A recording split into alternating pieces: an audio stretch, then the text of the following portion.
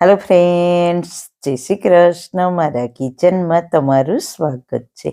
મિત્રો, આજે હું કંઈ રેસીપી લઈને નથી આવી, પણ રોજ તમને ઘરમાં ખૂબ જ ઉપયોગી થાય અને ફક્ત 10 રૂપિયાથી તમારો હજારોનો ખર્ચો બચી જાય તેવી ટિપ્સ લઈને આવી છું. તો આપણે આજે મશીનનું ટબ સાફ કરવાના છીએ. તો આપણા બધાના ઘરે હવે વોશિંગ મશીન તો હોય જ છે અને રોજ તેનો આપણે ઉપયોગ પણ કરીએ છીએ. તો 1 મહિના જેવું થાય ને ત્યાં તો આપણે ટબને ક્લીન કરી જ નાખવાનું. જો ના કરીએ ને તો શું થાય કે આપણા કપડાં સ્પિન થાય ને પછી તેમાં જે મશીનમાં કચરો હોય ને તે કપડામાં ચોંટી જાય છે ને ક્યારેક તો આપણા લાઇટ કલરના કપડાં ખરાબ પણ થઈ જાય છે અને કપડાં સારી રીતના ધોવાતા પણ નથી. તો આજે હું જે ટિપ્સ બતાવું ને તેનાથી તમારે 1 મહિનો થાય એટલે ટબને ક્લીન કરી જ નાખવાનું. તો ટબને ક્લીન કરવા માટે આજે હું કઈ કઈ ચીજનો ઉપયોગ કરવાની છું તે હું તમને આગળ બતાવીશ. આ વિડીયો મિત્રો તમને ખૂબ જ ઉપયોગી થશે. તો ચલો વિડીયો બનાવવાનું સ્ટાર્ટ કરીએ. વિડીયો સ્ટાર્ટ કર્યા પહેલા જો તમને મારો વિડીયો ગમતો હોય ને હજુ સુધી ચેનલને સબસ્ક્રાઇબ ના કરી હોય તો પ્લીઝ સબસ્ક્રાઇબ કરજો અને બાજુમાં આપેલ બેલ આઇકન પ્રેસ કરજો એટલે નવી નવી રેસીપીના નોટિફિકેશન મળતા રહે. વાળના તમામ પ્રકારના પ્રશ્નો સોલ્વ કરતું 42 જડીબુટ્ટીઓથી બનાવેલું ઔષધિ તેલ જે અમે લોકો જાતે જ ઘરે તૈયાર કરીએ છીએ, કોઈ પણ કેમિકલ્સના ઉપયોગ વગર, બિલકુલ નેચરલ છે. 42 જડીબુટ્ટીઓ ભેગી કરીને લોખંડની કડાઈમાં ઔષધિ તેલ તૈયાર કરવામાં આવે છે. જો તમારે ખરીદવું હોય તો તેના ઓર્ડર અમે લઈએ છીએ. ઓર્ડર કન્ફર્મ કરવા માટે વોટ્સએપ નંબર સ્ક્રીન પર જોઈ શકો છો. જો તમારે આ તેલનો પૂરો વિડીયો જોવો હોય તો તમને આ ચેનલ પર મળી જશે અને ડિસ્ક્રિપ્શન બોક્સમાં લિંક પણ મૂકેલી છે. સૌથી પહેલા આપણે ટબને ક્લીન કરવા માટે મેં 1 ઈનોનું પેકેટ લીધું છે.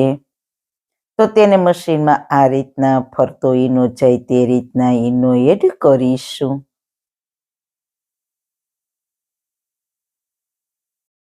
ત્યારબાદ આપણે લઈશું ખાવાના સોડાનું પેકેટ, જે આપણે ભજીયા બનાવવામાં ઉપયોગમાં લઈએ છીએ તે. સોડાના પેકેટને પણ મશીનમાં ફરતું એડ કરી દઈએ.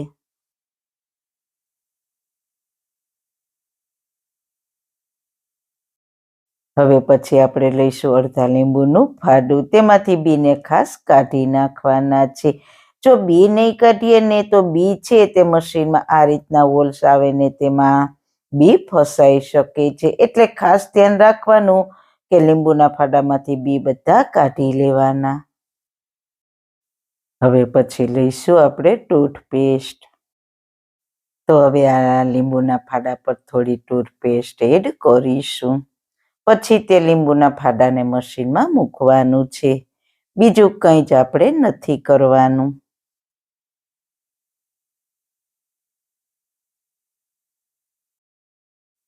ત્યારબાદ આપણે એક નેપકિનની અંદર મૂકી દઈશું અને પછી મશીનનું ઢાંકણ બંધ કરીને મશીનને ચાલુ કરી દઈએ. ચાલુ કરીએ એટલે આપણે પ્રોગ્રામમાં જોઈએ ને તો ટબ ક્લીનનું બટન આપેલું હોય છે, ત્યાં જઈને તે દબાવવાનું. એટલે તમે જોઈ શકો છો તેની 1 કલાક ને 44 મિનિટનો ટાઈમ લીધો છે. હવે સ્ટાર્ટ કરી દઈએ. તો હવે મશીને પાણી લેવાનું શરૂ કરી દીધું છે. પાણી લીધા બાદ ટબમાંથી જે મેલ ને કચરો નીકળશે તે હું તમને આગળ બતાવીશ, કેટલો કચરો ને મેલ નીકળે છે તે. તો અત્યારે 1 કલાક ને 23 મિનિટ રહી છે. તો તમને મશીન ખોલીને બતાવું તો તમે જોઈ શકો છો, ઓહો, મશીનમાં કેટલો મેલ છે. એકદમ ગંદુ પાણી થઈ ગયું છે.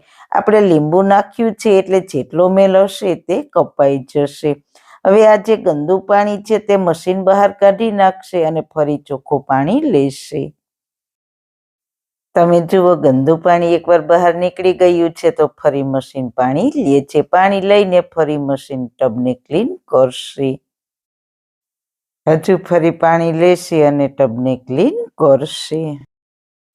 હવે આપણે મશીનનું ઢાંકણ ખોલીને જોઈએ તો તમે જોઈ શકો છો એકદમ સરસ મશીન નવા જેવું જ થઈ ગયું છે ને એકદમ ક્લીન પણ થઈ ગયું છે. હવે આપણે નેપકિન પણ લઈ લઈએ.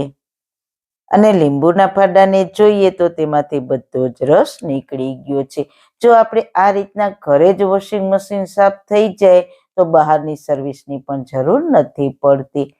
આ મશીન ટબ માત્ર 10 રૂપિયામાં જ ક્લીન થઈ જાય છે. હવે આપણે આ ડબ્બીને કાઢીને જોઈએ તો તે પણ સરસ સાફ થઈ જાય છે. તો તમે ઘરે મહિને ને મહિને જરૂર સાફ કરજો, એટલે મશીન લાંબા સમય સુધી ખરાબ પણ નહીં થાય. તો મિત્રો, તમને મારી આ ટબ ક્લીન કરવાની રીત કેવી લાગી? જો સારી લાગી હોય તો તમારા ફ્રેન્ડ્સ ફેમિલીમાં શેર કરજો ને મારી ચેનલને સબસ્ક્રાઈબ કરજો. ફરી મળીશું એક નવી જ રેસીપી સાથે. ત્યાં સુધી બધાને મારા જય શ્રી કૃષ્ણ.